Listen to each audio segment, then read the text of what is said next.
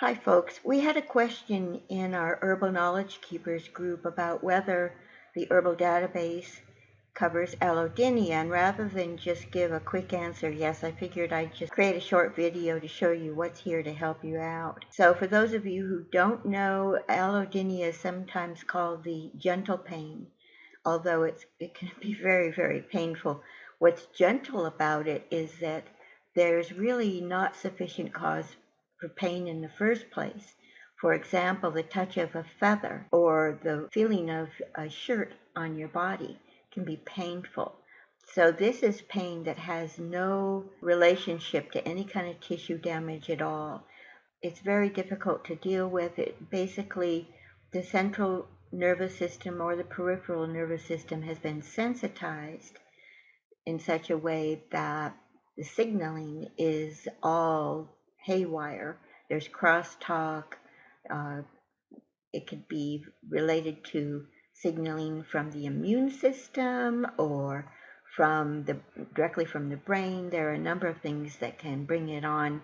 And in this section of the database, you can learn about the different types of allodynia, about the different causes for it. Here you'll see on the information panel, these two videos are about how to test for it. And I'm going to just kind of scroll through the info panel a little bit. And we see it's pain that results from a stimulus that's not normally painful. If we scroll down, we can see that the nervous system has plasticity. It changes and morphs in response to stimuli. Folks who've had chronic pain for a long time, eventually that can sensitize the nervous system into this condition. Also, it turns out, interestingly enough, that our attitude about pain itself can determine whether a painful stimuli becomes chronic and persists and eventually turns into allodynia or just stays as a chronic pain syndrome.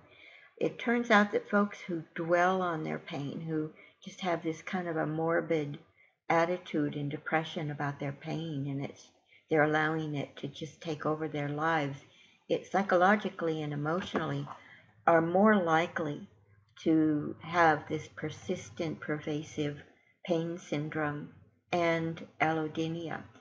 So one of the things that we do in treating pain in general is we really have to incorporate emotional and psychological support, and that really makes a huge difference in what the brain signaling and central nervous system is doing in terms of inhibiting pain and even healing damaged nerves and damaged tissues. So that's in the database about how to go about that.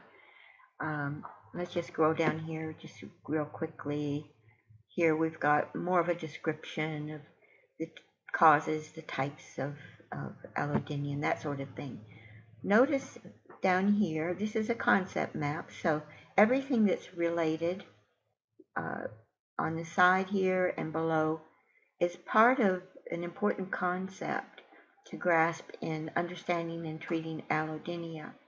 So the green has to do with therapeutics or with conditions, and this orangish color are essential oils. This purple color, these are plant constituents or chemicals. And then the white is usually an herb or a supplement or something like that. So down here below we have different herbs and supplements that have been in studies shown to either prevent or treat allodynia.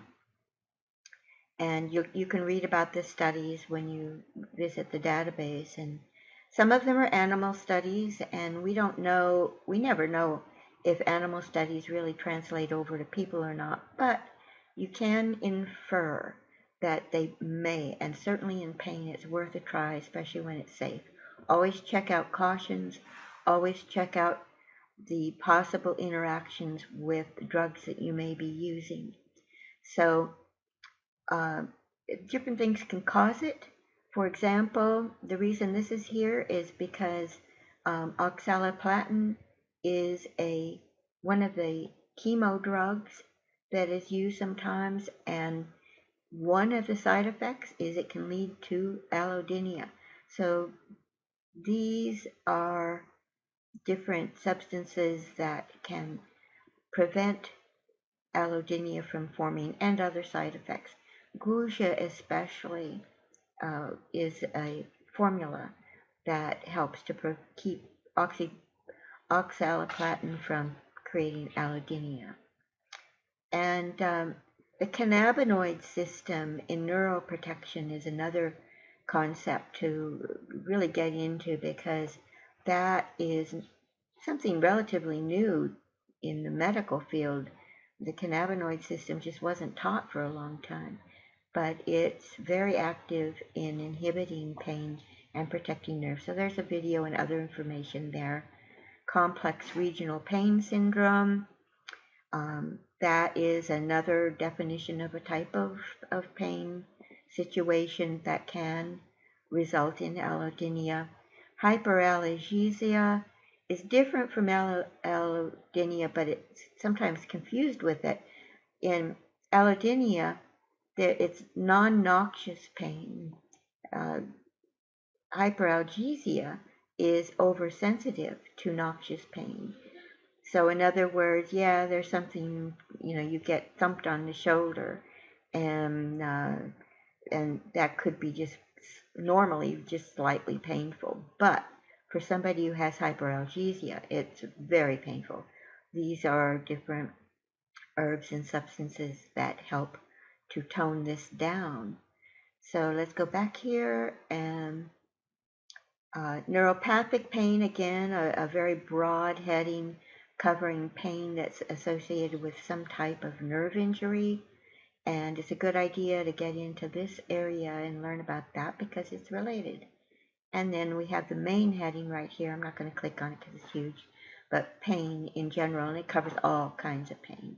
So electroacupuncture has been found to be very helpful in reducing allodynia. Tactile mechanical allodynia is just one type.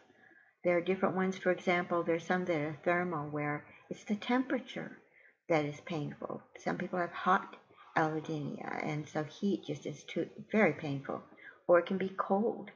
You have exposure to cold, and it is actually painful. So, and then migraines can lead to allodynia. So there are a number of things that can cause it. We've got analgesic essential oils here. Some of these work directly. They have a kind of an opioid effect. Some of them work on the central or peripheral nervous system.